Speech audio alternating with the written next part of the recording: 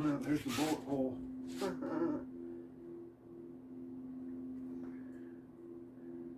And my sandbag's got a bullet hole. I had it. I probably shouldn't even tell this story. But my sandbag got shot. I think it's either a 40 or a 45, according to the people that were doing the shooting. But poor old sandbag got a bullet in it.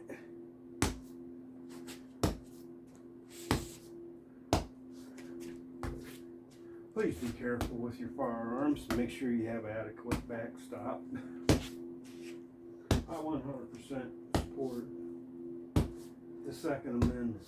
But the Second Amendment has big responsibility to it. And those of us that live in rural communities, we have to make damn sure we have good backstops and make sure that we're accountable for our bullets. That's all, everyone. You know? So please be safe and be careful with your firearms. And train like crazy. Train, train, train. That's what I do. Not necessarily firearms, but they're part of my training too.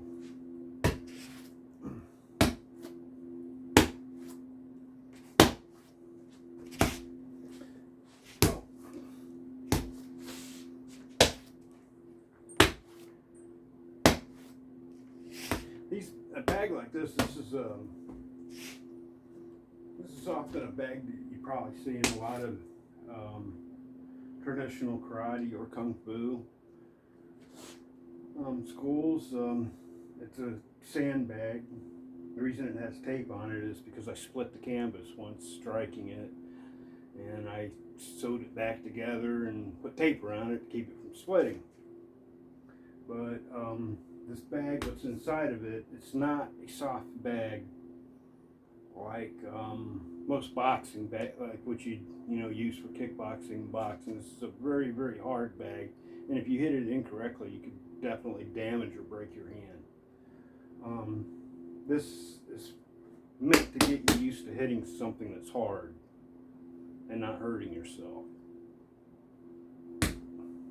and get penetration and bang, bang, crack some, be able to crack someone without hurting your hand. And that's what it's good for, and it toughens your hands. I've been using it for years. I have to very cautiously approach Neigong training because I have heart issues. I can't overboard it because that's not good. I don't want to be totally bruised up.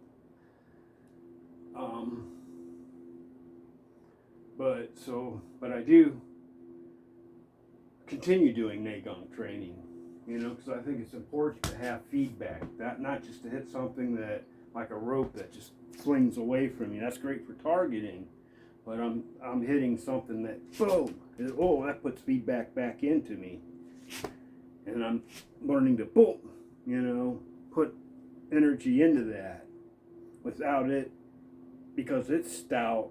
I don't know how much this thing weighs. It probably weighs over 100 pounds, I imagine. A lot of the sand fell out of it. At one point, I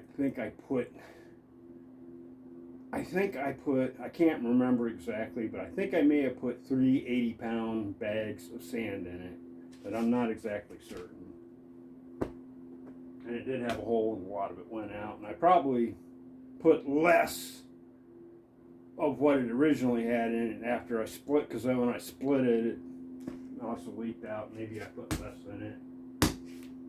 The reason it split is because I put so much in it, but I wanted that. I wanted it to be a big old, solid weight that, like if you hit a man and if your footwork isn't right, if you're not in his size and his weight, will knock you the fuck back if you're not planted good.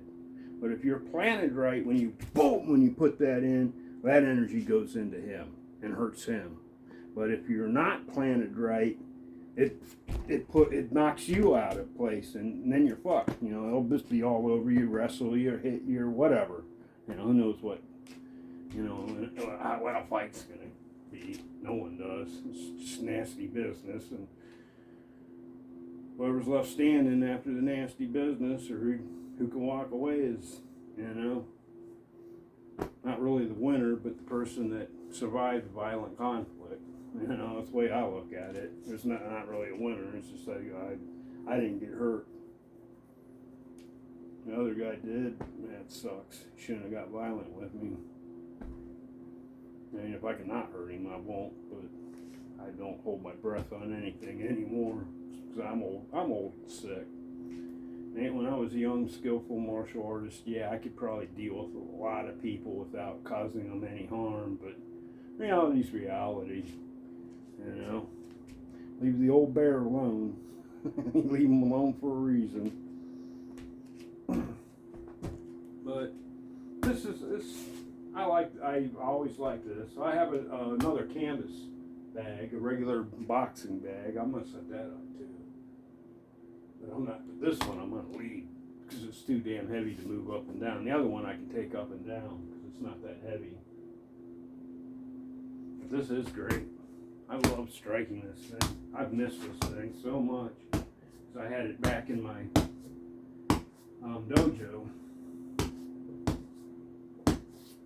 And being that I've been ill for a while, I don't really train back there. I won't just stay up here, you know, I stay inside and train. I don't go outside like I used to, especially in the winter. Summer I do. Summer I spend as much time outdoors as I can. Winter I don't, unfortunately.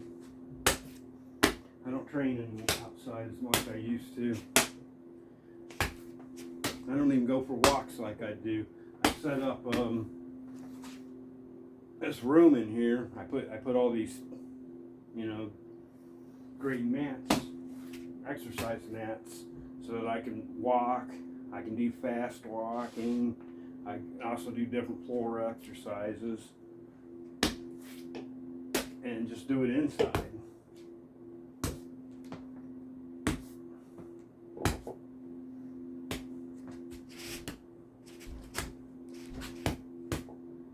Because I do a combination of Japanese and Chinese Budo.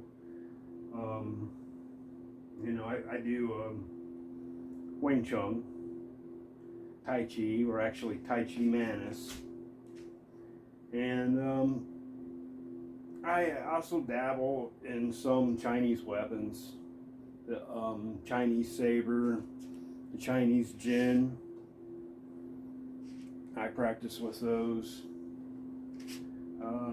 I also, what other Chinese weapons do? Oh, the butterfly swords, Wingchun, of course, and they're cool.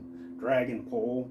I don't have one of those at the moment, but I'd certainly like to have either an 8-foot or 9-foot pole to practice with. Yeah, I really like Wingchun a lot, but my main arts are probably more Japanese Budo. I'd say my central, what I first began learning when I was very young was Japanese Budo, and that Aikido, Judo, Karate. And those arts are important to me, and I think that is probably, I'd say the basis of my Budo is on them. But the Chinese martial art, because karate's Chinese martial art. You know, I've studied all kinds of different Chinese martial arts and different karate, as well as, you know, Korean Tang Sung Do and Taekwondo and. Oh wow, when you put going on 5 decades into something, you meet some cool experience. I went through a period in life where that's all I liked doing was kicking and stuff, and I was really into Northern Kung Fu and Taekwondo styles. And, you know, that's all I'd do is kick. I'd kick from one end of the damn yard to the other, just throwing whatever kick, any kick. Didn't matter, you know, at any time. You know, jump kicks, everything. Even a little bit of gymnastics, not too much. I hurt myself doing some gymnastics, and I kind of lost interest in it. You know, because I hurt my neck and I walked around like this for frickin' nearly a whole damn summer. And finally it started to, okay, I thought I was going to be like this for the rest of my fucking life. You know, and it hurt so fucking bad. And after that, I said, fuck that damn flipping around shit and landing on my fucking head. I was more into like, not really like, you know, trying to do like crazy ass handsprings and crap, flying through the air like a fool. I was more into like, well, if I'm gonna fall, how am I gonna fall and not get hurt? You know, more like, you know, how like judo and aikido teaches you. You know, and I'm like, yeah, that's probably the better route than trying to learn how to do, you know. I mean, not that there's anything wrong with like gymnastic type stuff, but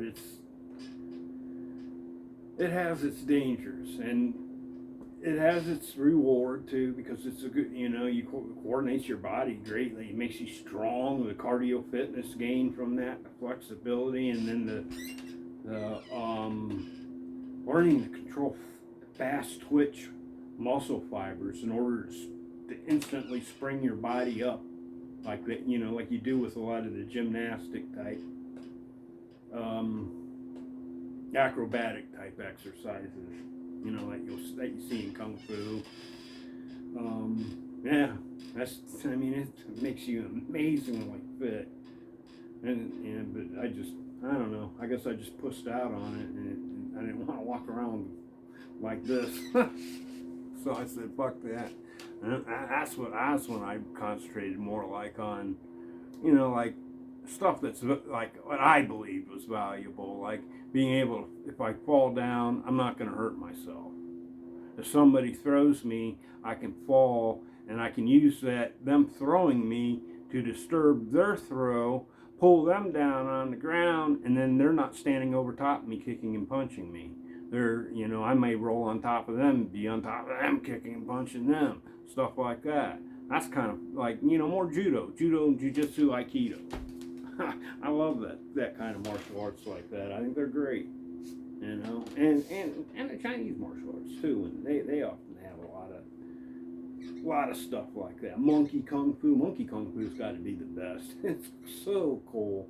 I love watching someone proficient in monkey pole, you know, trying to emulate Wukong, Monkey King, and practicing that. Oh man, that is so cool. I wish I could do that, you know. And maybe when I was a kid, I kind of could a little bit. I mean, not to the degree that the warrior monks could. It's like, oh my God, they drill that crap over and over and over again. I climb up and down that pole like a monkey would, and just do amazing feats of athleticism. Amazing. You know, oh, I'm gonna fall down if I'm not careful. But that, you know, that's Zen, man. Zen, you know, you teach yourself. You practice it. Sure, you might have a teacher that helps you, but you got to practice it, and it teaches you. And you teach yourself, man. That's what it's about. Learn on your own, independent. You know. But I mean, it had like some things it helps to have a teacher that like help you spot, to help. Like I tell you what I could use right now is a flexibility coach. Someone, because a lot of times I push out on my flexibility, because I think if I had someone here helping me, spotting me, I think I'd go further, and I think I'd get better gains.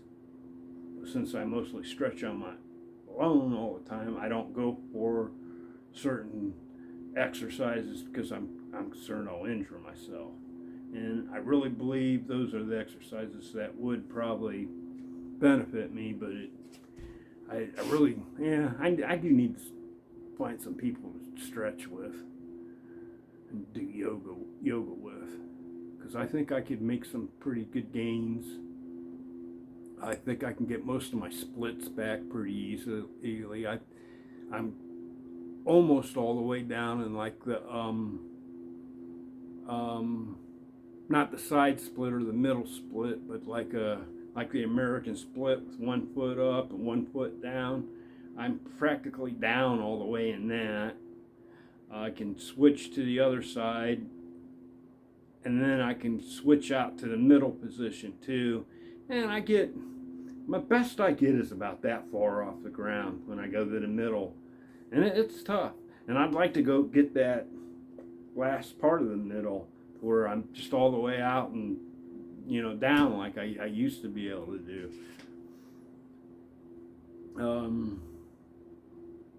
Yeah, I mean, I was never really super flexible, but I had good flexibility.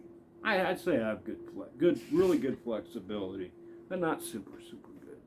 And that is kind of my goal, to get that back down. I lost that through the years that I had to work at a factory, and I had to work at this factory for 12 hours a day or more, and all I did is walk on concrete, and run my butt off. And you work pretty hard. I'm not complaining. It was a good job. I'm glad I had it. But the reality is that it's hard to maintain flexibility and work like that, and be on concrete all day. And that I still stretched, but yeah, I lost a lot of my flexibility, and doing that job. I would say it contributed to it. That and fatigue from working so much. I didn't want to stretch. I didn't work as hard as I could have at stretching, and that's my fault. I take responsibility for that. I should have worked harder at my flexibility. But it is what it is, and I'm trying to get back to what I used to have. Like I'm almost 60 years old now. Say when I was in my 30s, I could do every kind of split, every which way you could think of. I could put my leg over my head, do yoga, all kinds of crazy yoga stuff. I could do the different kung fu poses where they would go like that and put a leg up, and I could put it behind my shoulder and put my leg out straight like that, and stuff like that. I'd like to be able to. It'd be great if I could do that again, but even if I could just maybe put it maybe like here, or not behind my shoulder, just any part of that would be great. Wow, I got 20 minutes already on this. Unreal. Well, I'm going to end this here, and since I took a 10-minute break from practicing on my bag, I think I'm going to walk in a circle for 10 minutes. I took a rest. That's cool. 10-minute rest, 10 minutes work, 10 minutes rest. That's a good workout. Sometimes I have to do that. Sometimes I rest for a long time. All that matters is that I keep doing stuff. My heart's in pretty bad shape, so I'm maintaining and I keep going, but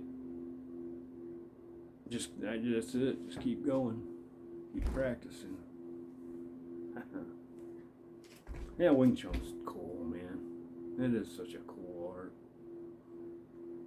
I'll definitely keep practicing it for the rest of my life. I keep learning. There's so many cool programs that people have out, and they talk about it. Like that Izzo Wingchun, he's cool.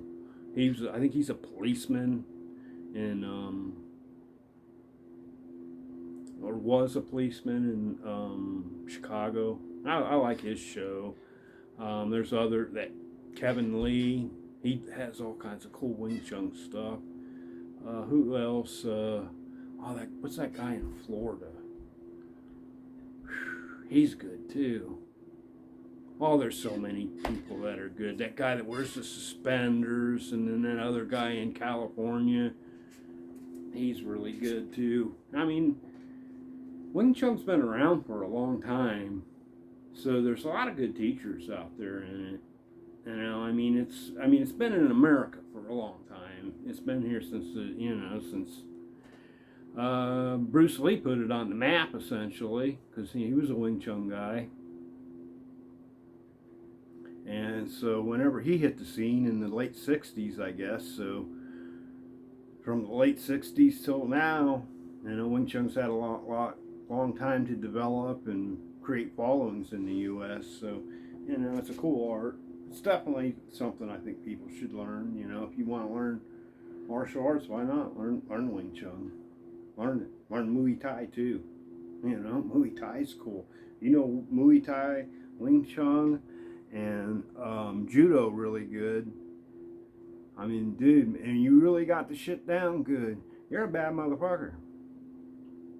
And people, they'll laugh about the Wing Chun, but what the Wing Chun contributes to it is excellent sensitivity, where you feel everything that's going on the moment you touch with someone. And then you got all that judo and grappling with it, and you got Muay Thai, Jeez, man. Whoa. Yeah, you do good.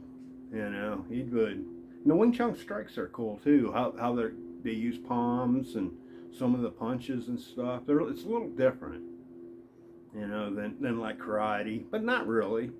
Not really. Not different. Not that much.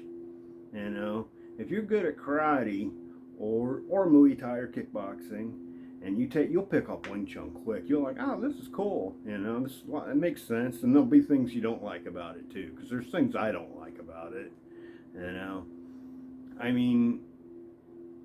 If you're unwise with your Wing Chun, there are things I dislike about it. If you're wise with your Wing Chun, it'll probably always work, I would think. Almost always. Because it's a mean little nasty art that bites hard and disappears. I don't think it's really the art that's meant to just, it is meant to overwhelm someone, but it's not meant to stand on and beat them into a pulp. It's meant to get the fuck off me, leave me alone, crack, crack, crack, and you run away. Get the hell out. Once you knock them down, you just get the hell out of there. I think that, in my opinion, that's kind of, but other people have different versions. They say you always go forward, and I don't agree with that. I think circular motion and things like that are very important. I do, from my Japanese Budo background, from Judo and Aikido, and Kenjutsu, the Japanese sword, all those, they use circular motion. When it's appropriate to use it, use circular motion, because it'll give you a better position over someone. All of a sudden you're in behind someone, kicking them in the nuts or yanking their legs out from under them. What the hell's wrong with that? Yeah, I don't believe in the always forward, always forward. Most of the time it's good to always forward and overwhelm, but it's good to think other too, to think about circular motion, to think about yielding, to allowing a powerful force to not overwhelm you, but to yield to it. Let it go by you. If you can, let it use its power, but just nullify it. And, I could get into how to do that. I don't really want to talk, because I don't want to talk about that. But I just want to say that always forward is not always good. Sometimes yielding is good. Give way to someone's power. Like I said, man, it puts you in a position and you finish them off with no effort. And they can't do nothing about it. You can take them out with one good technique, if you don't learn how to yield properly. Especially if they don't see it, or if they're so aggressive or so intent on moving forward that that's all they're thinking about, that they can move right into something. Boom. Sorry, motherfucker, too bad.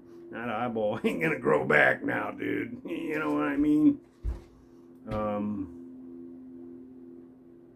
Yeah, I do disagree with the always forward sentiment that Wingchun has, but I don't disagree with it 100%. I'm kind of, I can see some situations where it would not be good to move always forward. That's all I think. Now, all right, I'm gonna end this. Oh, hey, Tala.